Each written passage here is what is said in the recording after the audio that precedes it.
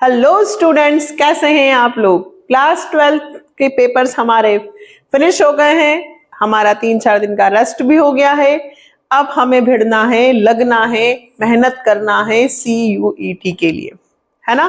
2025 अगले महीने हम लोगों के एग्जाम है और अब समझ नहीं आ रहा है कि क्या करें। देखो, 12th हमने पूरा पढ़ा है, हमारे पास सारे वीडियोस हैं, है ना। इकोनॉमिक्स, बिजनेस, अकाउंट्स, हमें क्या करना है, वो सिलेबस को रिवाइज करना है।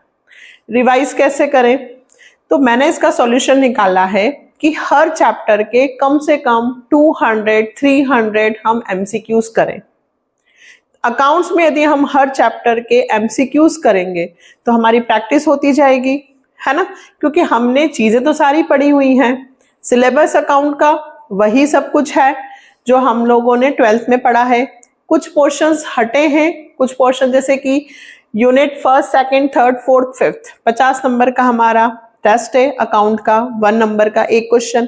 तो यहाँ पे जो 5th यूनिट थी उसमें हमें अब ऑप्शन मिल गया है 1st, 2nd, 3rd 3 यूनिट्स हमारी पार्टनरशिप की, 4th हमारा शेयर डिबेंचर और 5th में हमारा कैश फ्लो और रेशियो, है ना। हमें कंप्यूटराइज अकाउंटिंग सिस्टम करने की जरूरत नहीं है। अब फर्स्ट चैप्टर जो हमारा फंडामेंटल पार्टनरशिप था, अच्छा NPO इस साल से हट गया है, नॉट प्रॉफिट फॉर ऑर्गेनाइजेशन नहीं है। हमारा स्टार्टिंग पार्टनरशिप की जो पूरी बुक है क्लास 12 की हमने पढ़ी है, वो पूरा हमारा 1st, 2nd, 3rd यूनिट में होता है। हमें क्या ध्यान रखना है, जैसे कि इन्होंने फंडामेंटल में हमें कहा कि guarantee of profit to partner जो हम करते हैं और पास एडजस्टमेंट, वो दो चीजें यहाँ पर हटा दी हैं। तो क्या हमें बिल्कुल वो नहीं पढ़ना है? नहीं, हमें पढ़ना है, लेकिन उसमें ज्यादा डिटेल में नहीं पढ़ना है। पढ़ना तो हमें है, क्यों? क्योंकि कई बार क्या होता है कि वो लोग लिख देते हैं कि ये हट गया है, लेकिन उससे क्वेश्चंस आ जाता है। तो बेसिक हमें फंडामेंटल में गारंटी का थोड़ा बेसिक हमें याद रखना है और पास एडजस्टमेंट। बहुत ज्यादा हमें फर्स्ट चैप्टर में इन पे ध्यान नहीं देना है। ये दोनों फर्स्ट चैप्टर में हट गए हैं CUET में, लेकिन बेसिक जरूर याद रखना है, ठीक। अब बात आती है फंडामेंटल में। सबसे पहले हमें, और पूरे सारे जितने भी आप इकोनॉमिक, बिजनेस, अकाउंट्स करते हैं, सबसे पहले ये ध्यान रखिएगा कि जब अकाउंट्स की अपनी बात आती है तो हमें थोड़ा ये भी ध्यान रखना चाहिए कि 1 नंबर के MCQs में हमसे किस तरह से क्वेश्चंस पूछे जा सकते हैं। जैसे मैं एडमिशन की बात करूं, रिटायरमेंट की बात करूं, तो वहां एडजस्टमेंट ऑफ कैपिटल उन्होंने हटा दिया है। Change in profit sharing ratio में बात करूं तो उन्होंने रीवैल्यूएशन वहां पे हटा दिया है। लेकिन वहां पे जो बड़े क्वेश्चंस हैं वो हटे हैं। सिंपल चीजें जो MCQs में आ सकती है वो तो पूछा जा सकता है। तो हमें तो ये ध्यान रखना है कि हमने 12th में जो भी पढ़ा है हमें सब कुछ पढ़कर तैयार करके जाना है, पहली बात। अब हमें तैयारी कैसे करनी है, तो मैं आपको क्या करने वाली हूँ, हर चैप्टर के 200-300 जितने MCQs मुझसे हो सकते हैं मैं आपको करवाऊंगी, प्लस आपको कम से कम 10 सैंपल पेपर्स करवाऊंगी, मॉक टेस्ट, जिसमें पूरे ओवरऑल, है ना, अकाउंट्स के टेस्ट होंगे, क्वेश्चंस होंगे, हम लोग 20-30 ऐसे तरह से भी करेंगे, है ना। और 22, 23, 24 में कैसे आए हैं क्वेश्चंस वो भी मैं आपको करवाने वाली हूँ अकाउंट्स में। यानी कि अगर आप नए स्टूडेंट्स हो और अभी तक आपने चैनल को सब्सक्राइब नहीं किया है तो सबसे पहले आप चैनल को सब्सक्राइब कर लो, क्योंकि इस चैनल पे आपको बहुत कुछ मिलने वाला है। तो बिना टाइम वेस्ट किए हुए हम लोग स्टार्ट करते हैं फर्स्ट चैप्टर फंडामेंटल। यदि बेसिक चीजें भूल गए हो तो पहले, ठीक है, बटन क्लिक करना, आपको मिल जाएगा चैप्टर फर्स्ट फंडामेंटल की बेसिक थ्योरी। आप क्लिक कर लो आई बटन को, आपको मिल जाएंगे वहां से एक बार बेसिक फंडामेंटल के सारे जो चैप्टर फर्स्ट के मैंने थ्योरी पार्ट बना रखे हैं 2, पहले उसको पढ़ लो, फिर ये MCQs देना, आपको सारे आंसर्स आ जाएंगे। और साथ के साथ मैं यहाँ पर भी क्वेश्चन MCQs में आपको बताने वाली हूँ, डोंट वरी, ठीक है। चले, first question chapter first fundamental से हम लोग तैयारी कर रहे हैं, ठीक है। चलो, पहला question, feature of partnership firm are. अगर 10 मिनट 15 मिनट पहले आप लोगों ने दोनों वीडियोस मेरे देख लिए फंडामेंटल के, और फिर यदि आप MCQs करोगे तो आपको ज्यादा अच्छी हेल्प होगी। चलिए, पार्टनरशिप फर्म के क्या फीचर्स होते हैं? First question, 2 or more person are carrying common business under an agreement, ठीक है। They are sharing profit and losses in the fixed ratio, business is carried by all or any of them, all of the above. देखिए, partnership जहां 2 या 2 से ज्यादा लोग मिलकर business करते हैं, बिल्कुल सही।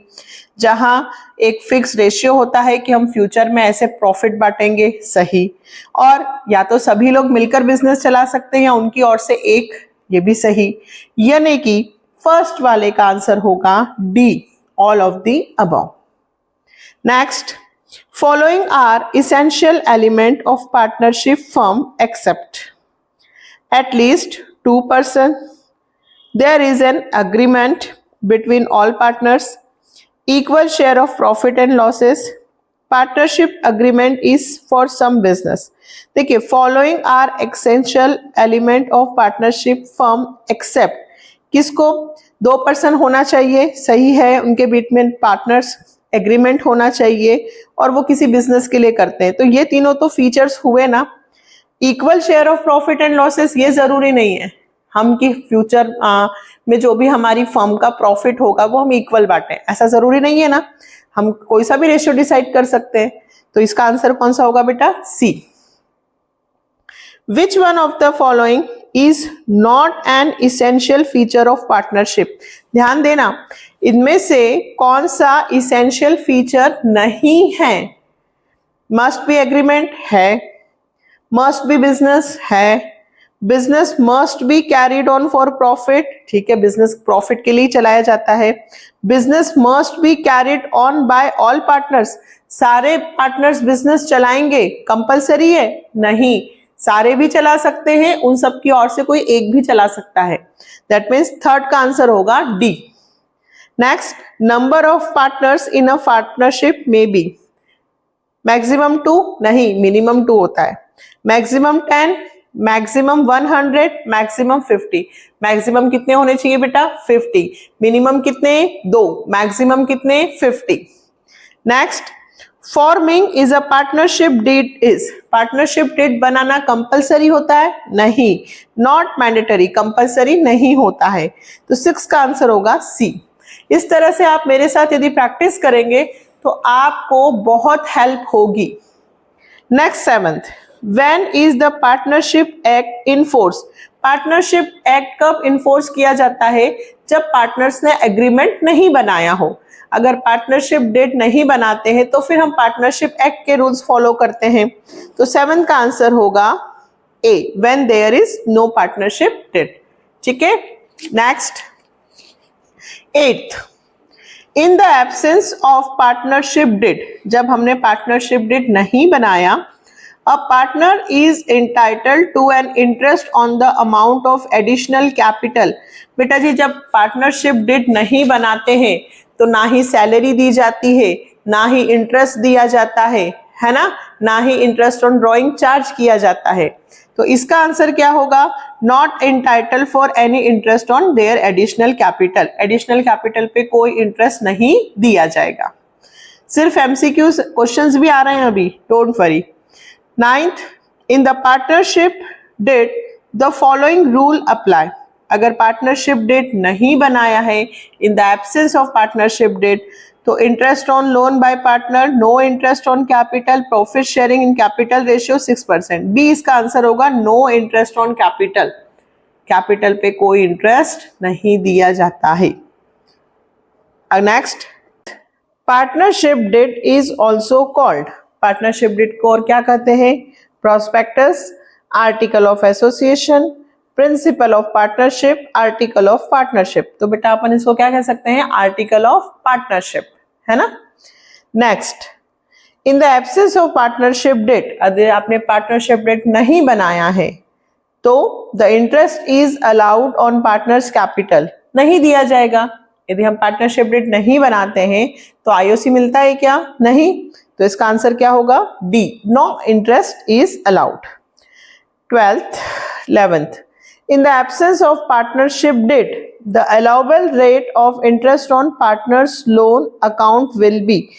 यदि पार्टनरशिप डेट नहीं बनाया हो ठीक है, तो इंटरेस्ट ऑन लोन कितने परसेंट चार्ज होता है? 6%। तो इसका आंसर होगा बी, 6% पर एनम। सिंपल इंटरेस्ट, कंपाउंड नहीं, सिंपल, ये भी ध्यान रखना।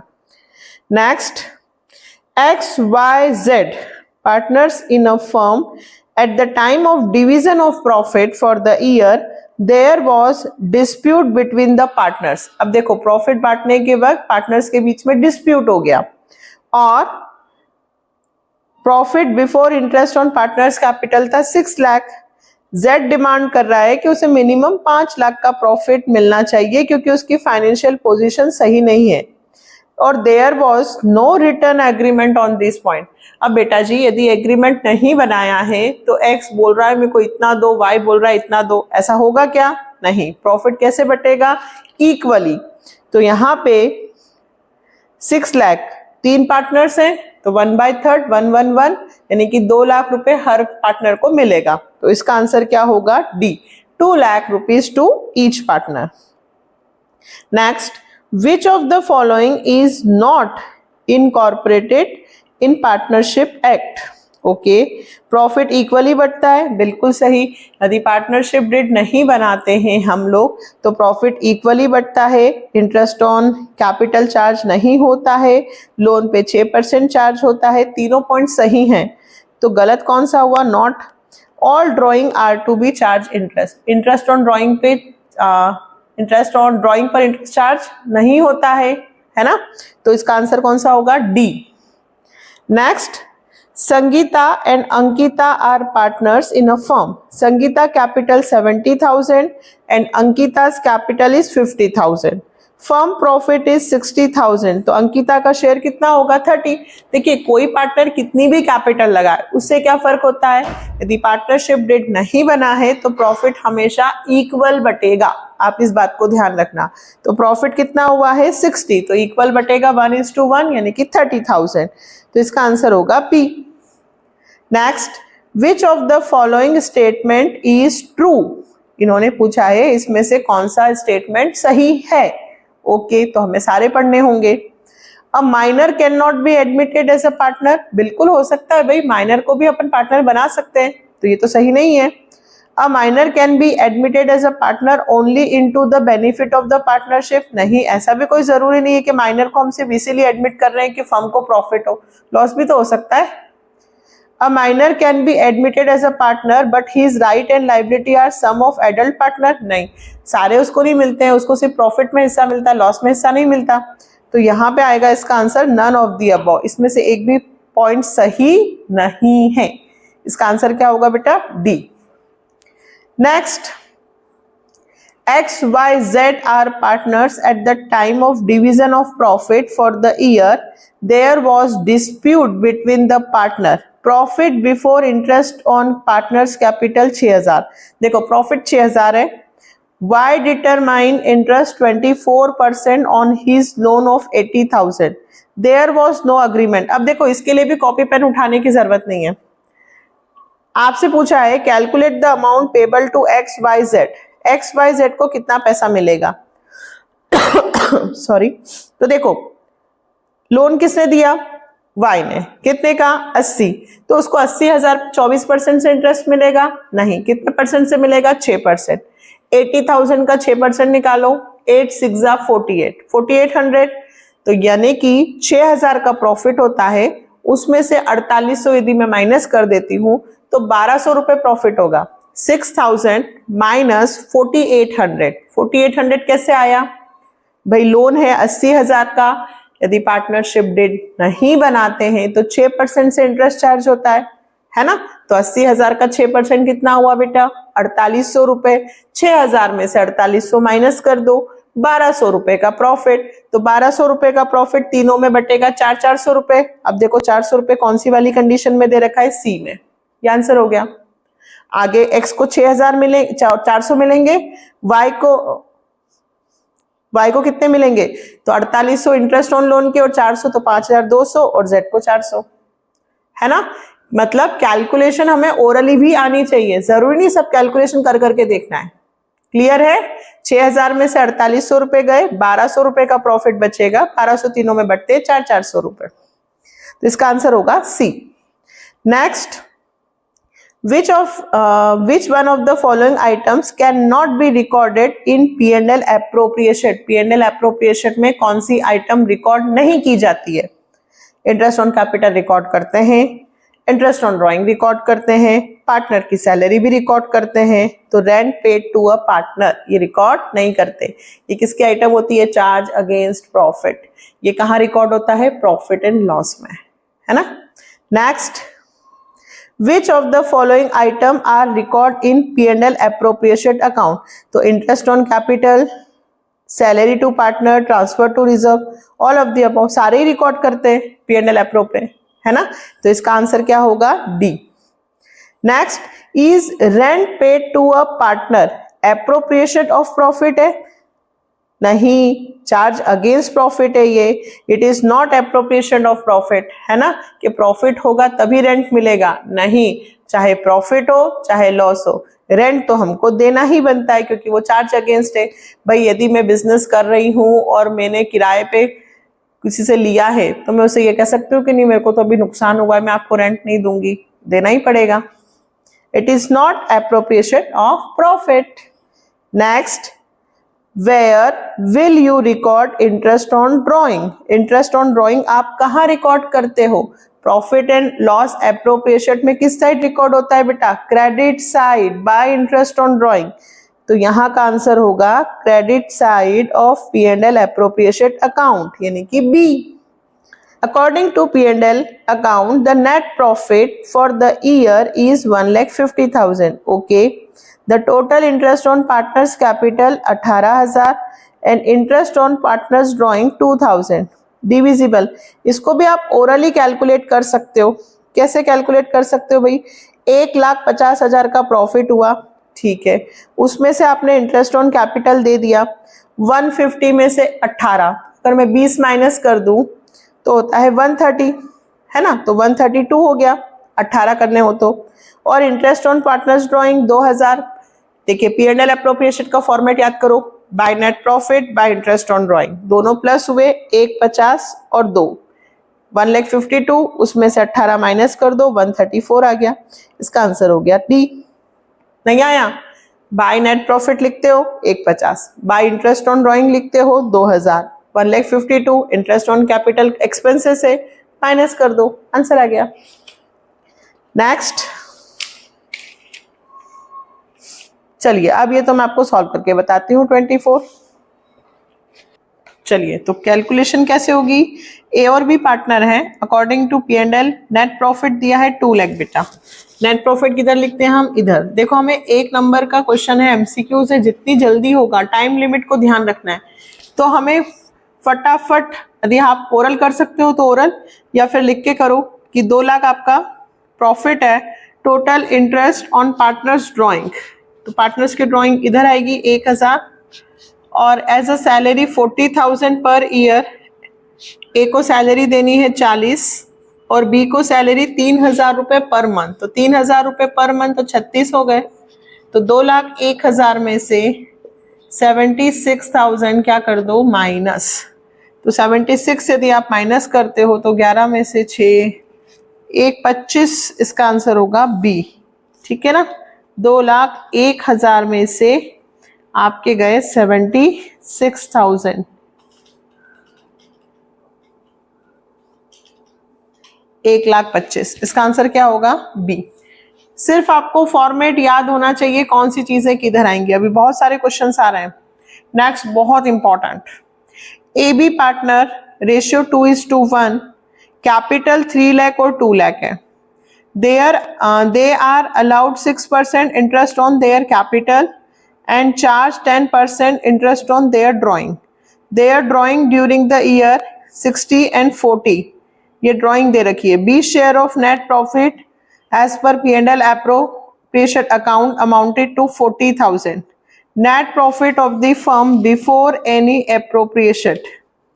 चले तो अब भाई देखो क्या पूछा है इन्होंने? Net profit of the firm before any appropriation, और आपको बोला है तो 3 लाख और 2 लाख। सबसे पहले तो क्वेश्चन में पूछा है B share of profit as per P&L appropriation, उल्टा चलना होगा।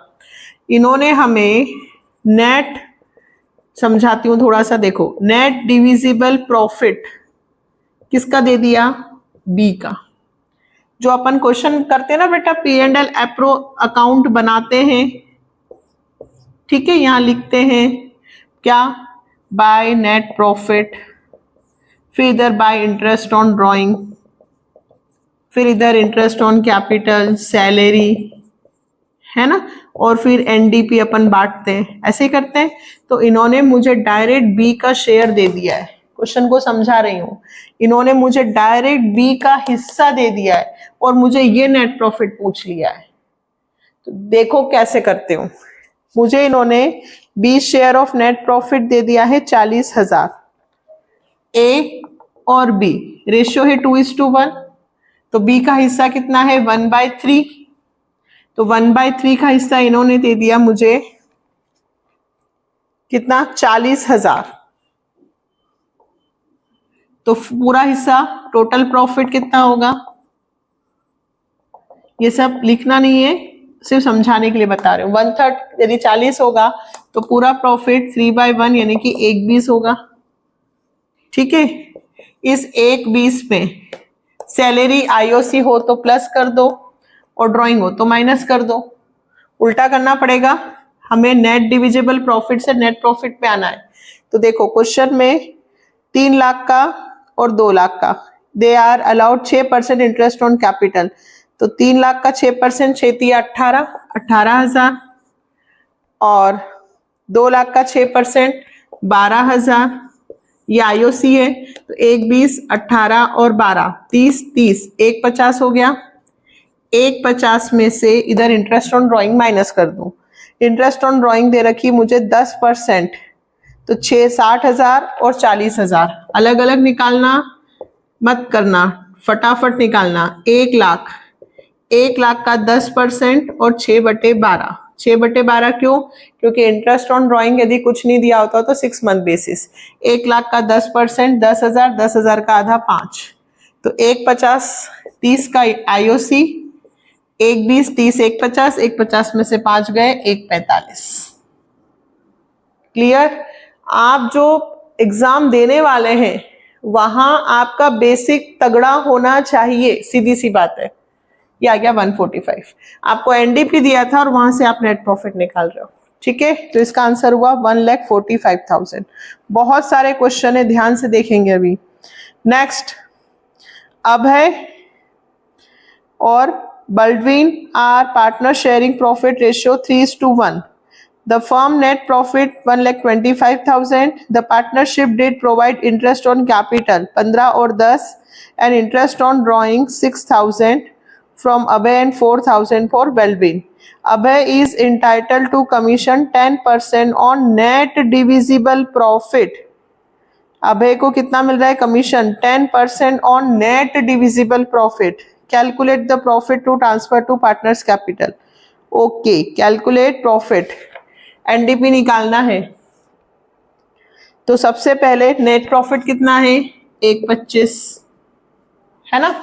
उसमें क्या करना है हमको, इंटरेस्ट ऑन कैपिटल 15 और 10, 25 का आईओसी हो गया, इधर लिख दिया। इंटरेस्ट ऑन ड्राइंग 6 और 4, 10,000 का आईओडी हो गया। 1/25, 1/35, 1/35 में से 25 गए, 1/35 में से 1/25 गए, कितना बचेगा बेटा 1,10,000। अब सुनना ध्यान से, यहां से आपको समझना है, ये नेट डिविजिबल प्रॉफिट है नहीं। नेट डिविजिबल प्रॉफिट तब आएगा जब 10% अभय को क्या मिलना चाहिए, कमीशन। अभय को 10% कमीशन देना है, तो टू कमीशन टू अभय, पहले अभय को क्या मिलना चाहिए, कमीशन, फिर एनडीपी आएगा। पहले अभय को क्या मिलेगा, कमीशन, फिर एनडीपी आएगा। मतलब इस प्रॉफिट में अभय का कमीशन भी इंक्लूड है, आफ्टर कमीशन की बात कर रहा है। ये कह रहा है कि 10% अभय को कमीशन देना है, लेकिन 10% अभय को जो कमीशन देना है वो एनडीपी का देना है, तो एनडीपी तो अभी निकल ही नहीं सकता, यानी कि 1,10,000 का 10/110, याद आया, इंक्लूडेड आफ्टर। अब यही क्वेश्चन अपन बहुत सारे करने वाले हैं, तो 10,000 अभय का कमीशन आएगा, 1/10 में से 10 जाएंगे तो एनडीपी आएगा 1,00,000 रुपए। अब 1,00,000 का 10% निकालो, 10,000। क्लियर हुआ? अभय को कमीशन देना है, लेकिन अभय को जो कमीशन मिलेगा वो एनडीपी का मिलेगा, एनडीपी तो है ही नहीं, इसलिए आफ्टर रेट वाला फॉर्मूला। इसका आंसर आया हमारा 1,00,000, है ना। Next, Sarvesh, Shri Niketan and Srinivas are partners in the ratio 5:3:2। ये भी बहुत बार पूछा गया इस तरह का। If Shriniketan share of profit at the end of year 150, what will be Sarvesh share of profit. ध्यान से सुनना, पहले तो सर्वेश, ये सर्वेश है, ये ध्यान रखना, और मुझे जो दे रखा है वो श्री निकेतन का दे रखा है। श्री निकेतन, श्री निकेतन का प्रॉफिट दे रखा है 150, पूछा इसका है, ठीक है। मुझे किसका दे रखा है? श्री निकेतन का दे रखा है। तो श्री निकेतन का बेटा 5, 3, 8 और 2, 10, मतलब मुझे 3/10 शेयर का दे रखा है 150। तो पूरा निकालना हो तो 150 इंटू ये 310 है ना। Profit of 3/10 share, profit of 3/10 का है 1.5 लाख, पूरी फर्म का कितना होगा? 150 इंटू 10/3। यहाँ कैलकुलेशन मत करना, मुझे किसका निकालना है? सर्वेश का। तो 5/10, 0 से 0, 3 5 जा 250, 2,50,000। इसका आंसर होगा 2,50,000 डी। आपके बेसिक फंडे अच्छे होंगे तब आपके सवाल जल्दी जल्दी होंगे। आपको एक एमसीक्यूज 1 नंबर का, लेकिन बहुत जल्दी करना होगा। 1 मिनट में 2 एमसीक्यूज करने की आदत डालनी है। अब ये बिफोर आफ्टर कमीशन वाले करवा रही हूं, देखो बहुत सारे आएंगे। Next, Ram and Sakhi are partners with a capital 4 lakh or 1 lakh. They are entitled to interest on their capital 10%. In addition, Rani entitled to salary 4,000 per month and Sakhi is entitled to rent of 5,000 per month to use for her office by firm. Net profit. अब इसमें गलती क्या करने वाले बच्चे वो भी बताती हूँ। रानी शेयर ऑफ प्रॉफिट, पहले पूछा क्या है? रानी का प्रॉफिट पूछा है, तो रानी का प्रॉफिट के लिए पहले फर्म का प्रॉफिट निकालू, एनडीपी निकालू। तो देखो प्रॉफिट कितना है हमारा? नेट प्रॉफिट 2 लाख, इधर लिखा। They are entitled to interest on capital 10%, तो 4 लाख का 10% 40,000, 1 लाख का 10% 10,000, ये आईओसी हो गया। सैलरी देनी है 4,000 रुपए पर मंथ, यानी कि 48,000। और अब आप जल्दबाजी में रेंट दे देंगे।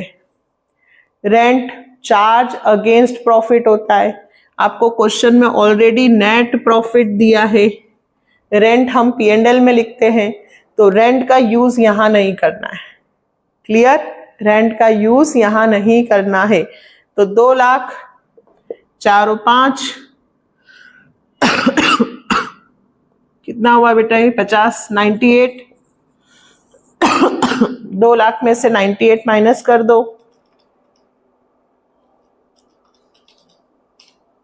1,02,000, और 1,02,000 का किसका पूछा है?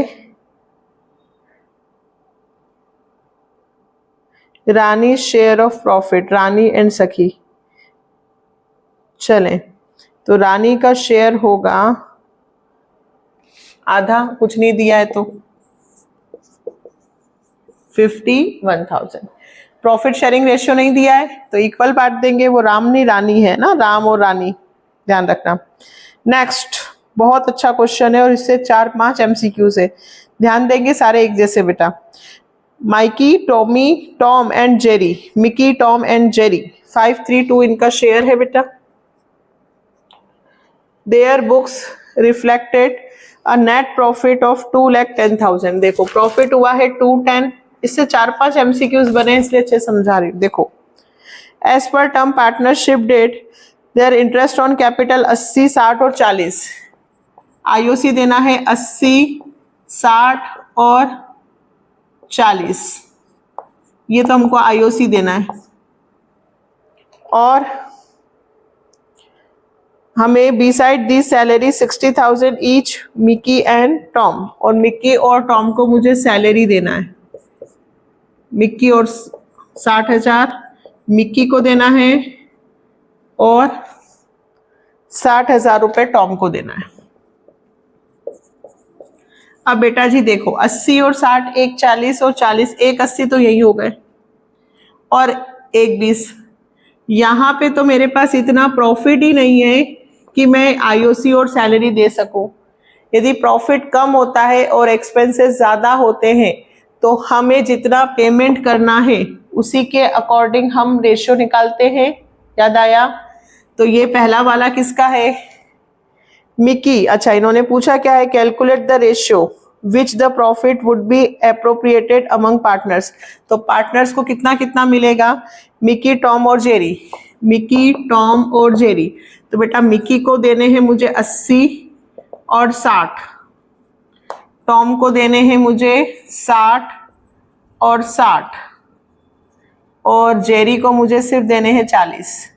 जिसको जितने पैसे देने हैं उसके अकॉर्डिंग रेशियो निकाल लेंगे। 8 और 6 14, 6 और 6 12, और ये 4 है ना। 0 कॉमन कट कैंसिल हो जाएंगे। इतना तो याद है ना? तो 2 7 2 6 और 2 2 ये दे रखा है इन्होंने 762C। यदि प्रॉफिट कम हो और एक्सपेंसेस ज्यादा हो तो फिर जिसको जितने पैसे देने हैं उसके अकॉर्डिंग रेशियो निकाला जाता है। और है अभी ध्यान देना, मिकी, टॉम, जेरी वही 532 है।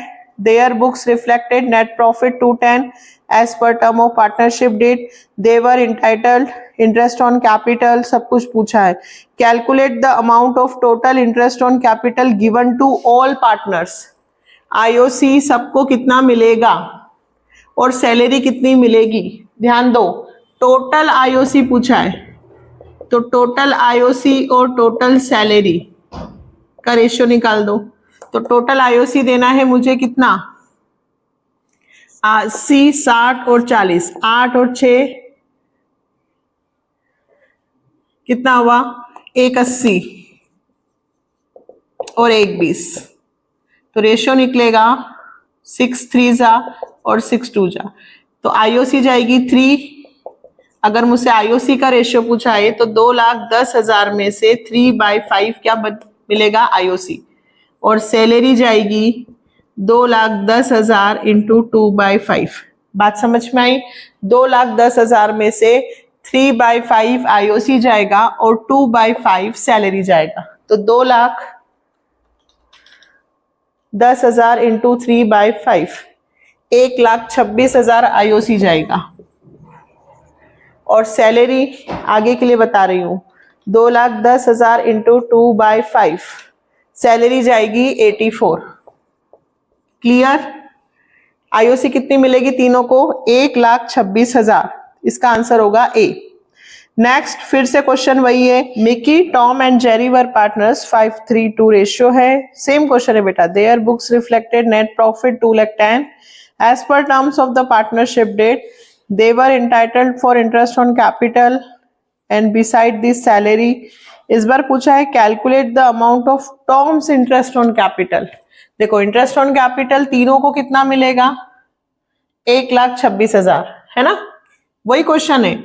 2,10,000 का प्रॉफिट है, आईओसी देना है, सैलरी देना है। इतना पैसा हमारे पास नहीं है तो हमने सैलरी और आईओसी का क्या निकाल लिया था? रेशियो। तो इनको आईओसी मिलेगा 1,26,000 और सैलरी मिलेगी 84,000। अब इस 1,26,000 में अगर मुझसे पूछा जाए कि टॉम को मिकी को कितना इंटरेस्ट मिलेगा, टॉम को कितना मिलेगा, जेरी को कितना मिलेगा, तो बेटा 8:6:4 ये इनका रेशियो है। इसमें आप बांट दो। इन्होंने किसका पूछा मुझसे? सिर्फ टॉम का। तो 6 8 और 6 14 14 18 6 1 6 3 3 4 42,000। टॉम का हिस्सा कितना आएगा? 42C है ना। और ऐसे ही सेम क्वेश्चन वापस देखो। मिकी, टॉम, जेरी 5:3:2 है, 210 है।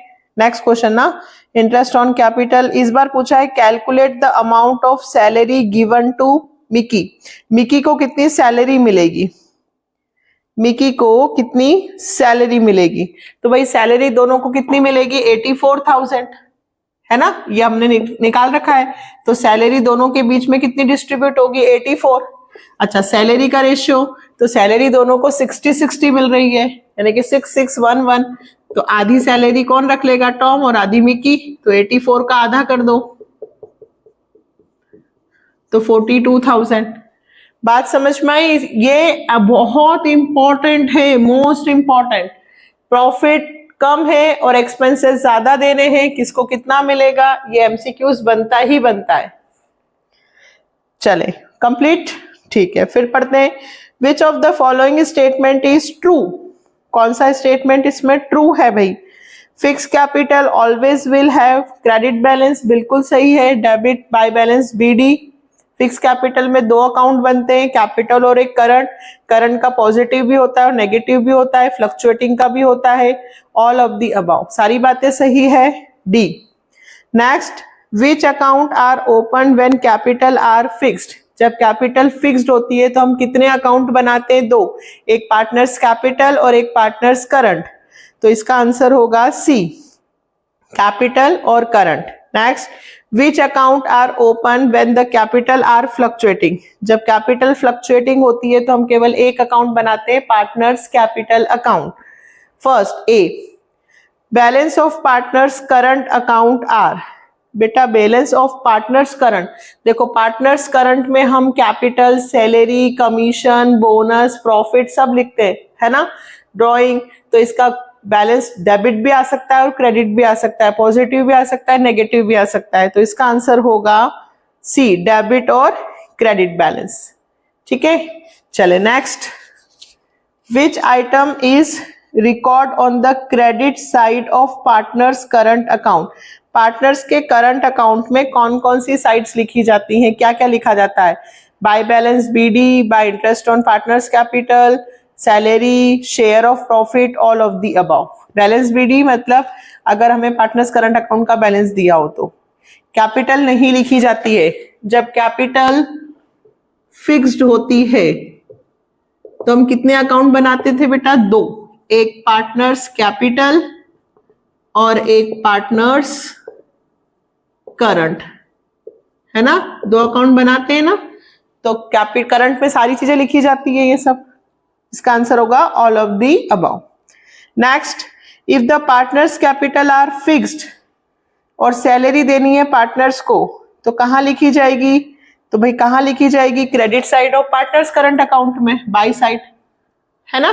तो इसका आंसर होगा C. Next, if the partners capital account are fixed तो interest on capital, interest on capital किधर लिखी जाएगी भाई, तो on the credit side of current account. By interest on capital, by salary, by commission, by bonus, by profit, सब partners current account के कहां लिखी जाएगी, क्रेडिट साइड। इसका आंसर होगा A. When partners capital account are fixed, okay, which one of the following item will be written in the partners capital account, partners drawing the capital fixed होगी तो partners capital में by balance BD करके लिखते हैं और additional capital यदि ला रहा है तो लिखते हैं by bank करके, और charge against capital हो तो to drawing आएगा। अभी फिलहाल यहाँ पे additional capital introduced by the partners in the firm, इसका आंसर कौन सा होगा बेटा, B। Next, Which of the following is true regarding salary to a partner, यदि आपको पार्टनर को सैलरी देना है फ्लक्चुएटिंग कैपिटल में तो P&L appropriation account debit to partners capital account, ये एंट्री बनेगी। देखो इन्होंने क्या दिया है, पार्टनर्स लोन नहीं, P&L डेबिट नहीं, P&L appropriation debit to current नहीं, P&L appropriation to partners capital, कौन सा आंसर होगा इसका, डी। नेक्स्ट, अब आते हैं अपने मैनेजर कमीशन, बिफोर और आफ्टर, बहुत सारे पॉइंट आ रहे हैं। बिफोर और आफ्टर, बिफोर कमीशन दिया होता है तो रेट अपॉन 100 सॉरी, और आफ्टर दिया होता है तो रेट अपॉन 100 प्लस रेट। ये बात याद है, बहुत सारी चीजें सीखने वाले हो आप इसमें। बेसिक वही है लेकिन लेवल थोड़ा सा बढ़ जाता है बस ना। चले, net profit of the firm 49,500. Manager is entitled to commission 10% on profit before charging commission. Before है तो 4,9,500 into 10 by 100, ये आ गया 4,950, पहले का आंसर कौन सा होगा बेटा? A. Next, net profit of a firm 55,000. Manager is entitled to a commission 10% on profit after charging commission. तो 55,000 into 10 upon 110, याद है ना? यदि बिफोर लिखा होता है तो रेट अपॉन 100, आफ्टर लिखा होता है तो ये 5,000। इसका आंसर होगा 5,000। कौन सा है? D. Next, Apurva and Archita are partners. Namita was manager who received a salary 1,10,000 per year in addition to a commission 10% on net profit before charging commission. Profit for the year 440. तो भैया 4,40,000 पे उसको 10% commission मिलेगा 10 by 100। इसका भी D 44 है ना, 44,000, simple है, D. Next, net profit of a firm is 50,000, interest on के पार्टनर्स 10,000, मैनेजर को कमीशन देना है 10%, profit after charging IOC, after charging on IOC, तो 50 में से 10 चले गए 40,000, 40,000 का 10% निकालो 4,000, सी आंसर हो गया। बेटा बोला है आफ्टर आईओसी, तो भैया जो प्रॉफिट है उसमें से 10,000 का आईओसी माइनस कर दिया, 40,000। इस पे मुझे कमीशन देना है, बिफोर कमीशन बोला है, कमीशन के साथ बिफोर वर्ड है ना, तो डिवाइड बाय 100। अगर इसके साथ आफ्टर हो तो 10 upon 110, अगला देखना उसमें मिलेगा। Net profit of a firm 55,000, salary देनी है 15, मैनेजर को commission 10% before charging partner salary, before, देखो ध्यान से सुनना, before charging partners salary but after charging commission, मतलब मुझे सैलरी घटाने की जरूरत नहीं है, मुझे सिर्फ कमीशन के साथ आफ्टर वाला फॉर्मूला लिखना है। 55,000 इंटू 10 upon 110, यही है, तो इसका आंसर होगा 5,000, D. Next, Sita and Gita 4:1, Mita was manager who receive salary 4,000 रुपए पर मंथ है, तो 12 चौक 48, मीता को सैलरी मिलती है 48,000। ओके, ये मीता की सैलरी हो गई। आगे, and commission 5% on net profit, 5% commission मिलता है नेट प्रॉफिट आफ्टर चार्जिंग सच कमीशन, नेट प्रॉफिट पे मिलेगा after charging such commission, profit for the year 6,78,000 before charging salary. देखो 6,78,000 प्रॉफिट है, ध्यान से सुनना बेटा, ये प्रॉफिट है तो पहले प्रॉफिट में से सैलरी क्या होगी? माइनस, है ना, क्योंकि हमें कमीशन देना है। कमीशन किस पे देना है? नेट प्रॉफिट पे। तो पहले 6,78,000 में से 48,000 रुपए माइनस हुए, तो नेट प्रॉफिट आया 6,30,000। इतनी बात समझ में आई? अब इस नेट प्रॉफिट पे मुझे देना है कमीशन आफ्टर चार्जिंग सच कमीशन, आफ्टर चार्जिंग सच कमीशन, तो 6,30,000 इंटू 5 डिवाइडेड 105, 30,000 रुपए कमीशन आया। उन्होंने पूछा कि मीता को टोटल कितना पैसा मिल रहा है, तो उसको सैलरी मिल रही है और उसको कमीशन मिल रहा है, यानी कि 78,000। ए आंसर होगा। ठीक है, फिर से समझना। A firm net profit earn 44, ध्यान से सुनना बेटा, फर्म ने 44,000 का प्रॉफिट अर्न किया। ठीक है, X entitle to commission 10% before charging all commission, X को कमीशन मिलेगा बिफोर, तो 44,000 इंटू 10 अपॉन 100, यानी कि 4400। फिर Y another partner is also entitled to commission 5% after charging X commission but before charging his commission. After charging X commission, Y को भी commission देना है, लेकिन वाई को जो कमीशन देना है वो एक्स के कमीशन देने के बाद। तो 44,000 माइनस 4,400, तो 39,600 रुपए आया इसको कमीशन देने के बाद। इसका कितना परसेंट देना है? 5%। फिर देखो कि 100 लिखूंगी कि 105, तो भाई वाई को कमीशन देना है एक्स का कमीशन देने के बाद, पर वाई के कमीशन देने के पहले। तो वाई के कमीशन के साथ क्या वर्ड लिखा है? बिफोर। अगर वाई के कमीशन के साथ क्या लिखा होता? आफ्टर। तो 5/105। ठीक है, तो 39,600 इंटू 5%, 1980। कौन सा आंसर है भाई? एक्स को देना है 4400, वाई को देना है 1980। इसका आंसर है डी। फिर से समझो नहीं है, एक बार और देखते हैं।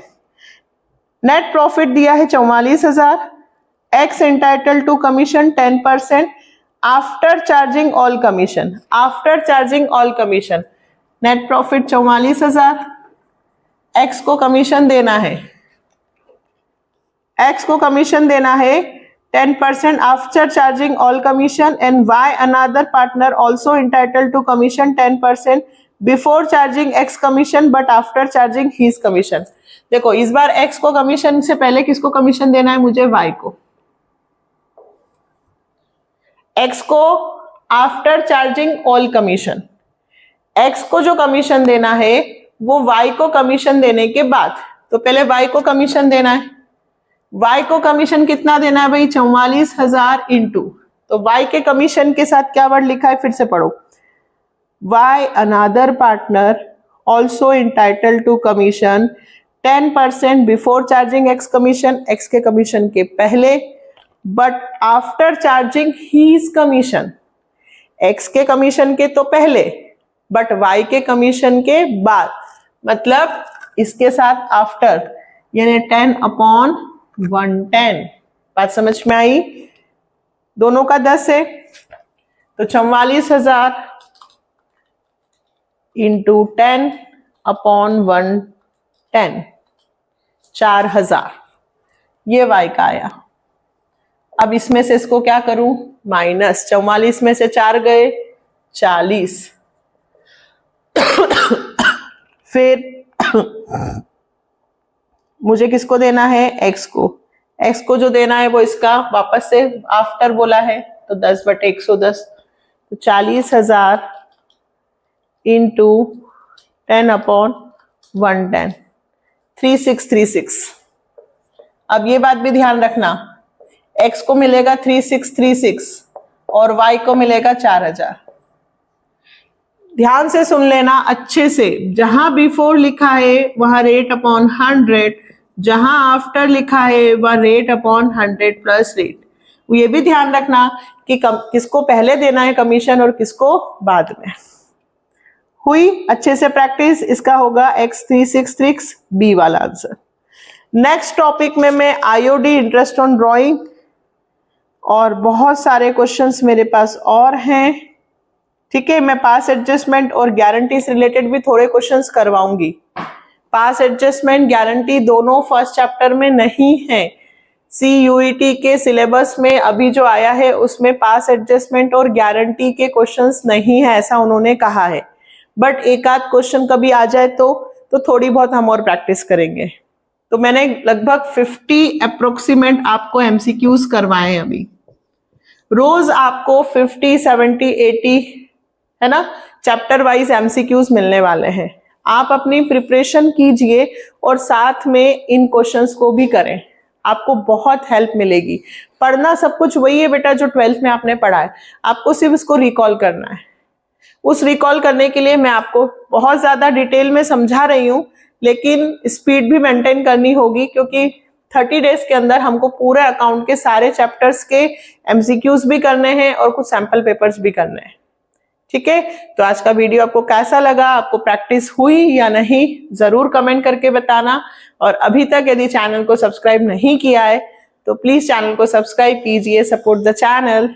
ठीक है, इसी के साथ 12th का भी नया सिलेबस वापस से स्टार्ट कर रही हूं मैं। इस बार टीएस ग्रवाल के साथ डीके गोयल के क्वेश्चंस भी करने वाली हूँ, है ना, और 11th की बैचेस भी बहुत जल्दी स्टार्ट करने वाली हूँ। तो चैनल के साथ बने रहना है और बहुत अच्छी अच्छी चीजें सीखने के लिए। मिलते हैं नेक्स्ट वीडियो में। Bye, take care.